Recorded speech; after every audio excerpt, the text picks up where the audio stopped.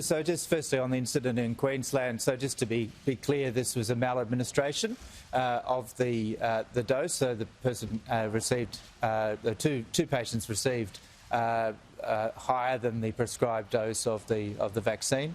A couple of points there. Firstly, in the early clinical trials of the Pfizer and BioNTech vaccine, they did actually experiment with different doses of the product, including one 3 or 4 times higher than what they've eventually been the prescribed dose. During those trials, the side effect data was not a high problem. And so there's that element.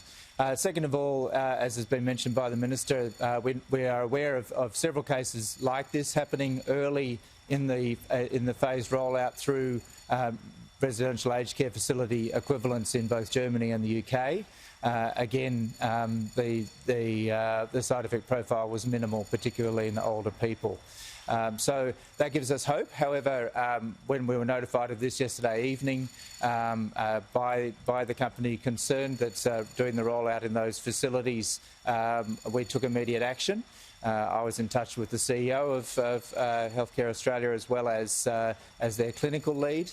I was assured that everything that had been done on the site was what we would have expected, and that a full incident reporting system had been actioned. And so I received that report at midnight last night. We've checked again on the patient welfare this morning, and as the Minister said, they're both doing fine.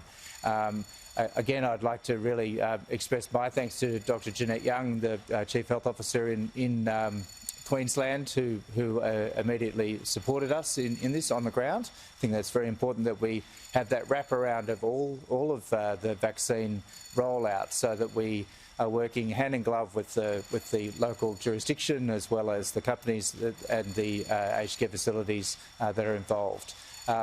The final thing, just to say, very pleasing information in the last 24 hours or so. We've talked before about the real-world data that we're waiting for to see how vaccine rollouts are going. So a really interesting study. It's preprint. It needs to go through the peer review process, but very encouraging results from Scotland. So this is where they've had a very large rollout.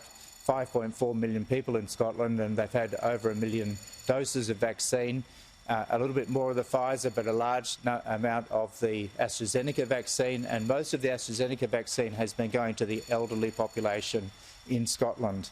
And so they've been looking very closely at the severe end of the spectrum, particularly hospitalisation, and they found that very quickly, within a month, 3 to 4 weeks, both the AstraZeneca and the Pfizer, and I would stress that this is similar for both of those vaccines, showed an enormous decrease in hospitalisations. So for Pfizer, that was 85%, and for AstraZeneca, even better at 94%. So these are very encouraging early results. We'll need to see how that shows later in larger populations, but very encouraging. So when we've talked about having 2 fantastic vaccines that work against that severe end of the spectrum, that's further evidence that it's actually working in the real world setting.